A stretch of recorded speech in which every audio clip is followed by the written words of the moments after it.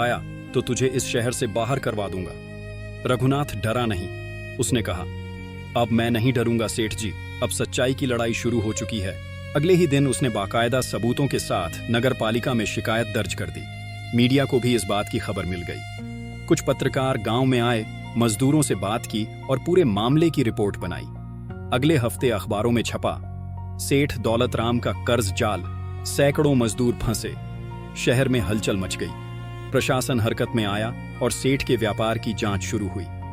गोदाम पर छापा पड़ा। बच्चों से काम कराना, झूठे दस्तावेज, बेहिसाब पैसा, सब सामने आ गया। सेठ को गिरफ्तार कर लिया गया। उसका कारोबार सील हो गया और अदालत ने उसे गरीबों को मुआवजा देने का आदेश दिया। रघुनाथ और उसके बेटों को आजादी मिल गई। बाकी मजदूरों ने उसे कंधे पर उठाकर नारा लगाया, रघुनाथ जिंदाबाद। अब रघुनाथ के बेटे फिर से स्कूल जाने लगे। उसने मजदूरों के हक के लिए एक संगठन भी बनाया। सेठ का नाम मिट गया, लेकिन रघुनाथ की ईमानदारी लोगों के दिलों में अमर हो गई। समय बीता, लेकिन रघुनाथ की कहानी शहर के बच्चों की किताबों में शामिल हो गई। स्कूलों में निबंध प्रतियोगिताएं होती, जहां बच्चे उसकी बहादुरी की मिसाल देते। रघुनाथ ने कभी बड़ा बनने का सपना नहीं देखा था। उसने तो बस इंसाफ चाहा था। अब वह हर रविवार को गांव के चबूतरे पर बैठकर बच्चों को पढ़ाता।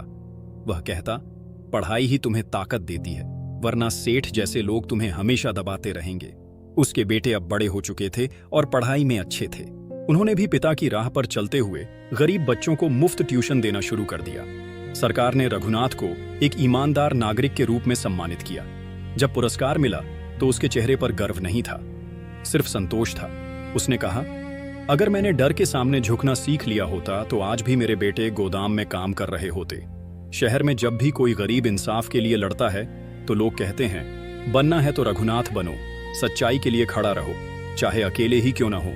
एक दिन कुछ पत्रकार रघुनाथ से मिलने आए और पूछा, आपने इतना बड़ा कदम अकेले कैसे उठाया? रघुनाथ मुस्कुराया और बोला, जब पेट भूखा हो तब इंसान डरना छोड़ देता है, और जब बात अपने बच्चों की हो तो इंसान पत्थर से भी टकरा जाता है। उसने बताया कि सेठ जैसे लोग केवल हमारे डर से ताकतवर होते हैं। अगर गरीब एकजुट हो जाए तो कोई भी अमीर उन्हें दबा नहीं सकता। उसने कहा, लालच हमेशा हारता है अगर सच्चाई हिम्मत से बोले। रघुनाथ अब हर महीने मजदूरों की बैठकों में जाता, उन्हें कानूनी अधिकार सिखाता और उनका हौसला बढ़ाता। उसने अपने अनुभवों से एक छोटी सी किताब भी लिखवाई, सच की आवाज। ये किताब अब गांव के हर घर में थी। आज भी जब नए मजदूर शहर में आते हैं तो सबसे पहले रघुनाथ से मिलने जाते हैं। वो उन्हें चाय पिलाकर कहता है, काम करना सीखो लेकिन अपने हक के लिए भी खड़े रहो। उसकी आवाज में अब अनुभव था और आंखों में वो चमक जो सिर्फ सच्चाई में होती है। रघुनाथ की जिंदगी अब शांत थी, लेकिन उसके भीतर की आग बुझी नहीं थी। वह अब एक मिशन पर था, हर गरीब को यह समझाने के लिए कि गरीबी कोई अभिशाप नहीं, बस एक हालात है जिसे बदला जा सकता है। उसने अपनी झोपड़ी को छोड़कर कोई बड़ा घर नहीं बनाया। उसका कहना था, अगर मैं ऊंचाई पर पहुंच गया और जड़ें भूल गया तो मेरी कहानी का क्या मतलब रहेगा। वो अब भी अपने पुराने कपड़ों में सब्जी मंडी में दिख जाता, कभी मजदूरों के बच्चों के साथ खेलता तो कभी थके हुए मजदूर को खाना खिलाता। सरकार ने उसके नाम पर एक सामुदायिक केंद्र खोला, रघुनाथ प्रेरणा केंद्र। वहां गरीबों के लिए शिक्षा, स्वास्थ्य और कानून की जानकारी दी जाती थी। रघुनाथ वहां हर हफ्ते खुद जाता और लोगों को सुनता। एक शाम जब सूरज ढल रहा था, एक बच्चा उसके पास आया और बोला, चाचा, मैं बड़ा होकर आपके जैसा बनना चाहता हूं। रघुनाथ ने मुस्कुराकर कहा, तू मुझसे बेहतर बनना बेटा, ताकि किसी और सेठ की हिम्मत न हो किसी गरीब का हक छीनने की।